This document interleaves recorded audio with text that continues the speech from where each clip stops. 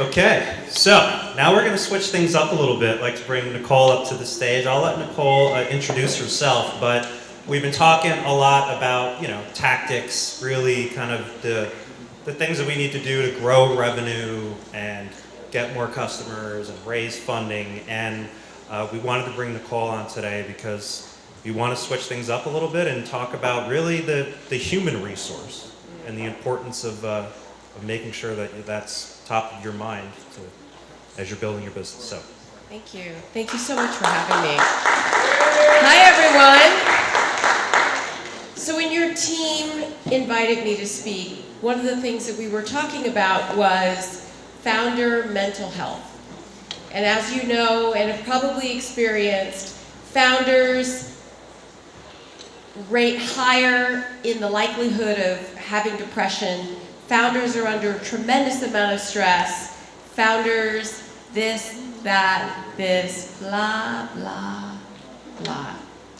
The reality is that the compromises that we take with our health, mental, social, and emotional, when we're building something, it's really hard to make the argument to not stay up, to not miss a night of sleep, to not do the things that we do when we cut into ourselves to build these things that we have so much passion for.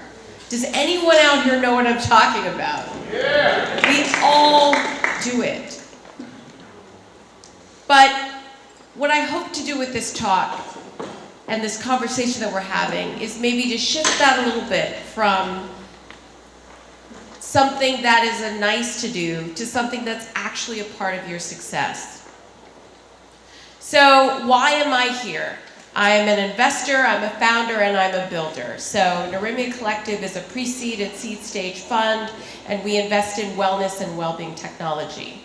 I started that fund with my co-founder, Naoko Okamoto, at the beginning of the pandemic, after many, many years of having a similar founder community called Transformative Tech, solely dedicated to technology for mental, social, and emotional health. And so I did that after really deepening into this question. And as I look back on my life, this question has really been a part of every move that I made, but it took me a while to get into it. But I'm obsessed and so interested in how can technology support human potential? How can technology allow each of us to become our fullest expressed self? And that came to me after a meditation retreat. So my story is this. I was in video games for a very long time, and that included operating a game called World of Warcraft for China. And so at that time, it was one of the biggest branches of one of the biggest games in the world. And I operated that game for 6 years. And then I spent some time in Hong Kong. And on my way back to the US, or on my way to Hong Kong, I went on a meditation retreat and I had a profound experience. I had this experience where my mind, my self-criticism, my constant anxiety, my deep, deep loneliness went away. And I really, truly felt the web of life. So on the other side of that, because I was a believer in technology, one of the things that I had seen in World of Warcraft is I had seen all of the player data on the back end. So I saw the relationships, the friendships, the families that played together.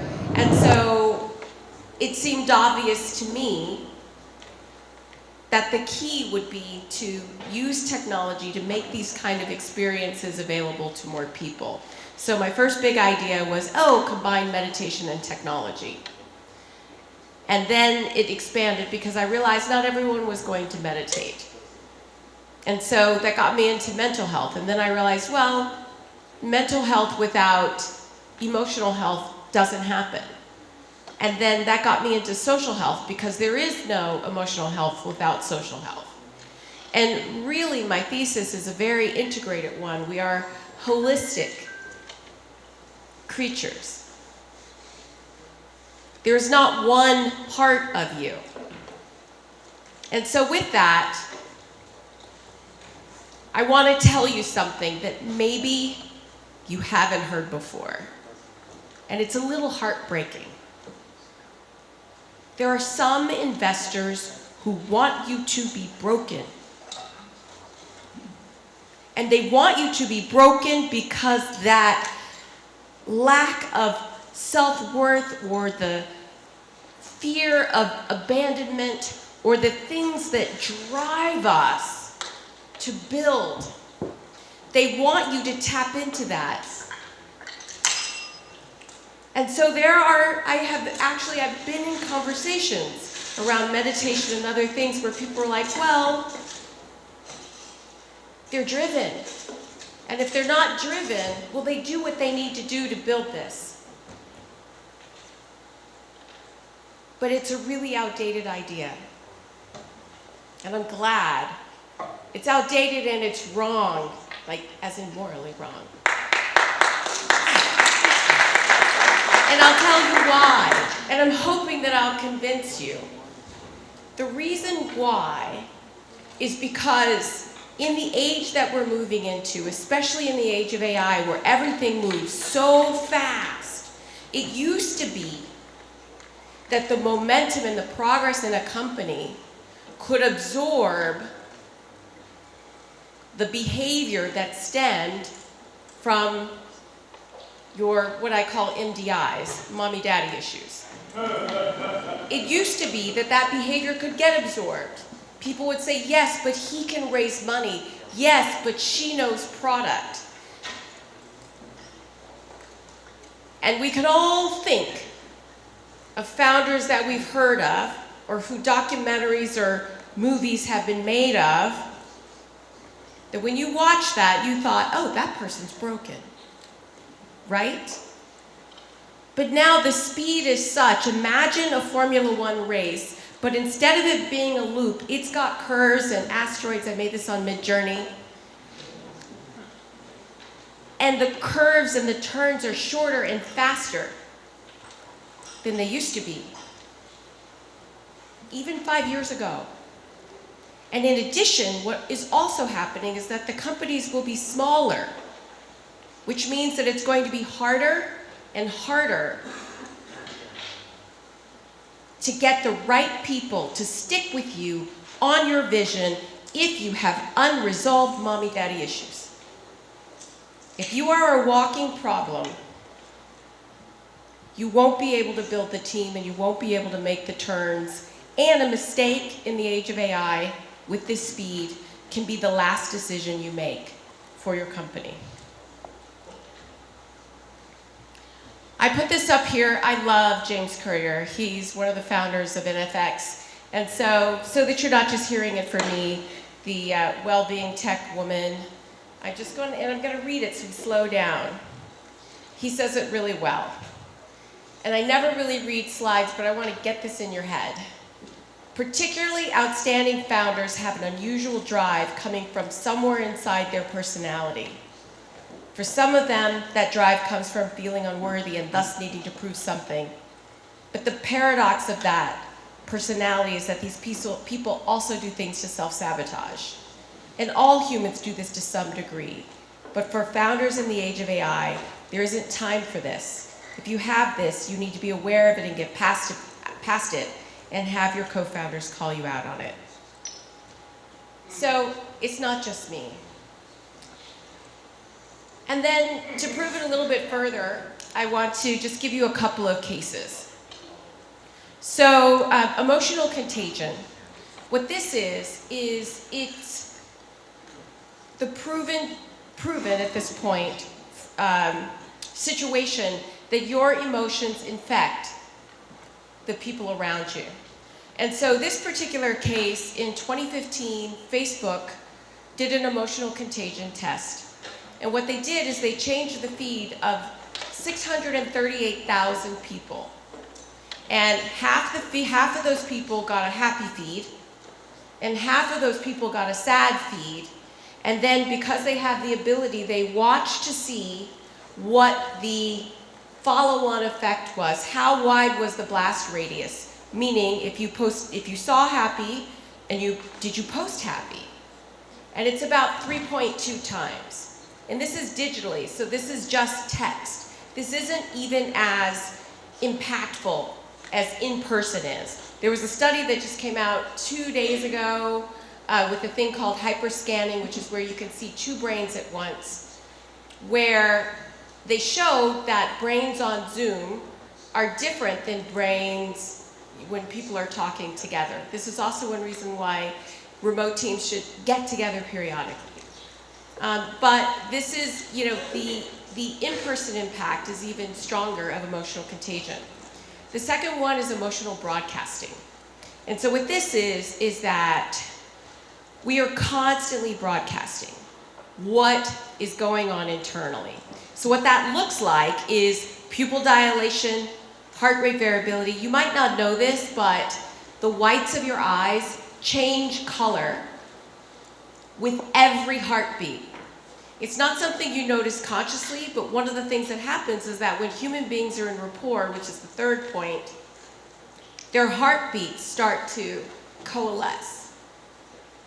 So pupil dilation, respiration, microfacial expressions, even octaves.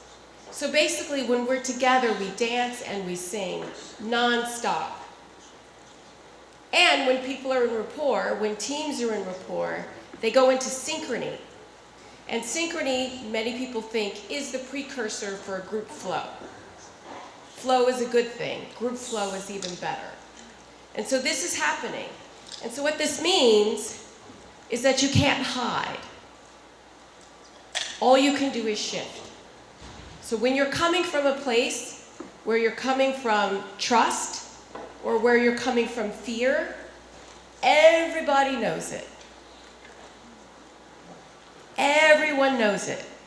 Now the degree to which they know it and can name it has everything to do with the level to which they know themselves. But the point is you can't hide. Your body is always broadcasting, and you are always also picking things up. So all you can do is shift. This is one person. Now this is heart rate variability, and so it's the same person, and your mind and your body are so connected. So this is this one person thinking, stressful thoughts, and this is the exact same person thinking or intentionally thinking calm and happy thoughts. Mind, body, completely connected. This is a test that was done with someone, with a SWAT officer. So, the reality is, even though when we build, it can feel like death. And by the way, I want to say something, I'm a founder too. Everything I'm talking about has so been my life. I won't take you into my mommy-daddy issues, but the 10 years that I spent building transformative tech, I also spent discovering myself and healing. And so this is a very personal thing for me. This is definitely not is not me saying you. This is me, this is we. And so in this case, this is a SWAT person. This is someone who is routinely facing real danger to their lives, their actual lives, not their ego death, but real death.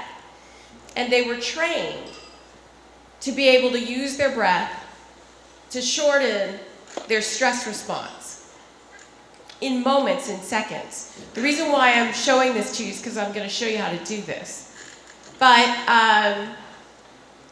so against the argument that we don't have time to take care of ourselves, this is a case of it. And it's because founders are athletes. You're an athlete. You are running a race. This is the Olympics. This is the arena. You're in rarefied air. The people who choose to do this, the people who are willing to do this, you are some of the most extraordinary people on the planet because no one does this unless they have the heart of a warrior, right?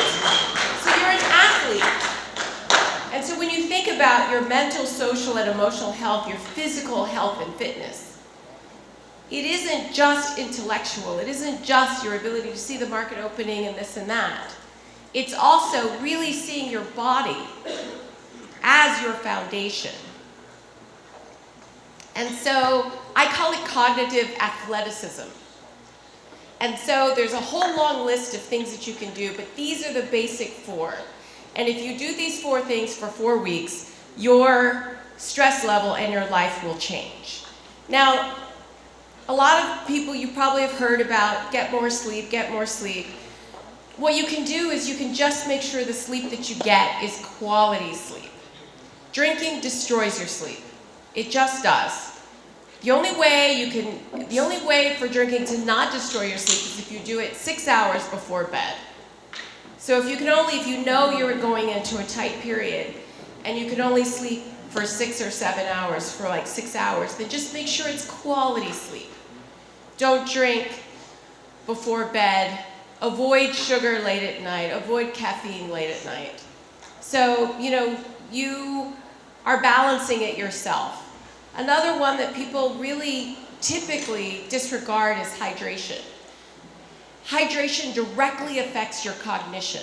There's more than enough studies that show it. I don't have the time to show all of this to you, but hydration and cognition are directly affected, in addition to all of the ways that it affects your gut and your ability to digest, and the way that the gut biome is actually connected also to cognition and to your ability to emotionally self-regulate.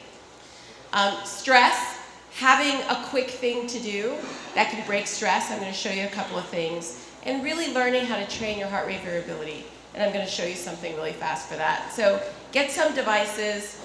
I have an Oura ring on. I have a Whoop on. These are my tools. And then I also have a Apollo Neuro. I wear it on the ankle. It makes me look like I'm on probation. But it's haptic and it sends a signal against your body that actually trains your heart. I'm in a situation right now, I shared with Adeo earlier. I'm a caregiver for an elder, and she's starting to forget things, and it's heartbreaking. My stress level's through the roof.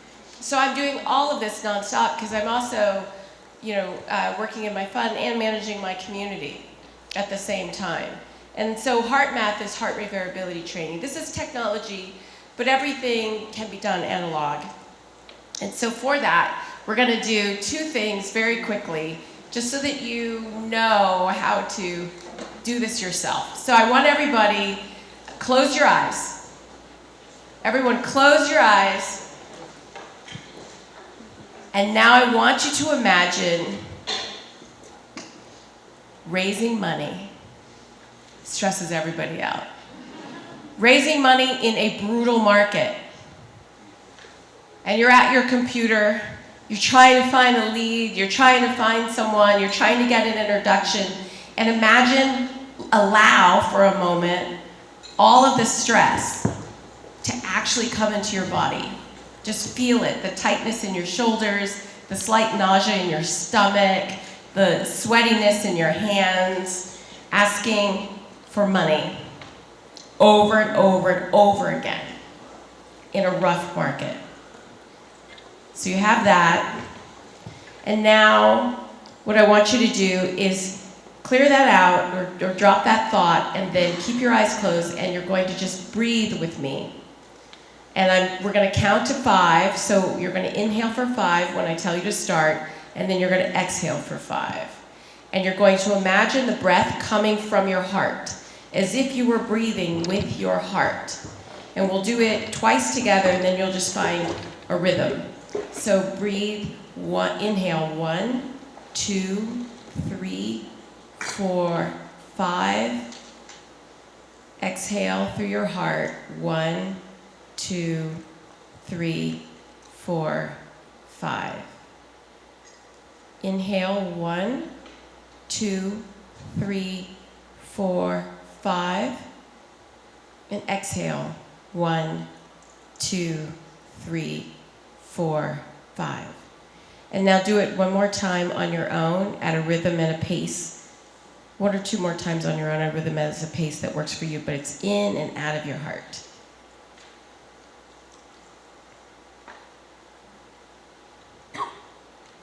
Now open your eyes. Who feels better? Who felt the difference? Yeah, so you can do that at any time. You can do that before any conversation. You can do that in a moment. Actually, you can do it with your eyes open on the call, when it's happening, when you don't know the answer, when the deal isn't going the way you want it to go. You can do that. And then there's one more thing that I'm going to show you. It's kind of weird and funny. Could someone hold this mic for me? It's a body thing. Thank you, Adele. So everybody stand up. Yeah, stand up.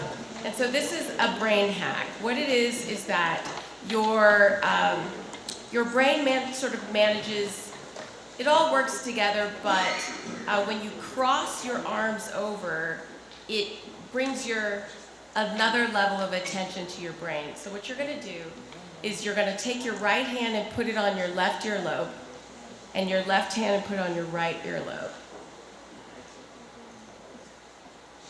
And then just rub your earlobes. And I know that sounds weird and feels weird, but it actually is also a stress hack. And it crosses over the midline, which changes your body. And then we're going to do one more bonus round. So what you're going to do is take your hand and move your hand as if it were independent.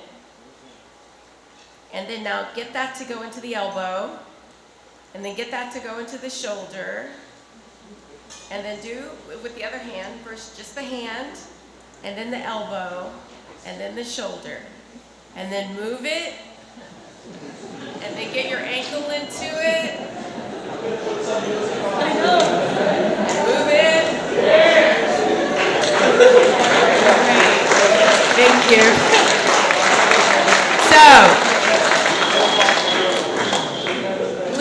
Like that, you and your body are deeply, deeply connected. And so this is the last thing I want to say to you. Well, second to last thing. The old way of doing things is to be driven by is for us to be driven by our losses, our fears.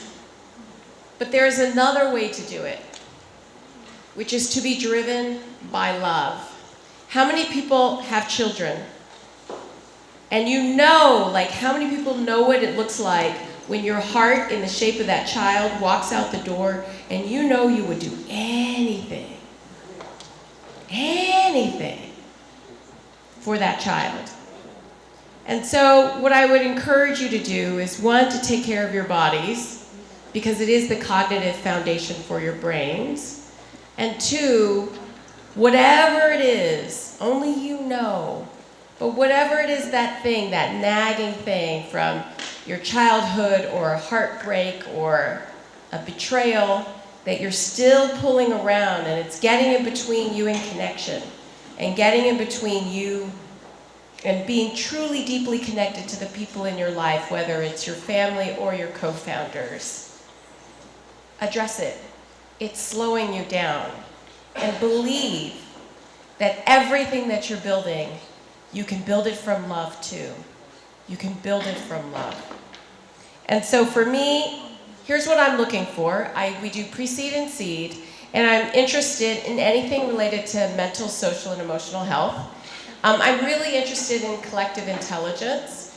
I think right now the message around AI is that you are on your own. Yeah. And I don't think that's actually how we as humanity get there. And I'm really interested in insight. Right now we all have a lot of devices that throw up a lot of data, But it's actually the harder thing is like, how do you actually pull it all together to understand how the food affects the sleep, and the sleep affects the hydration affects the biome, and all of that. So these are the sorts of things I'm looking for. That's my email. Connect with me on LinkedIn, and do it from love. Thank you all.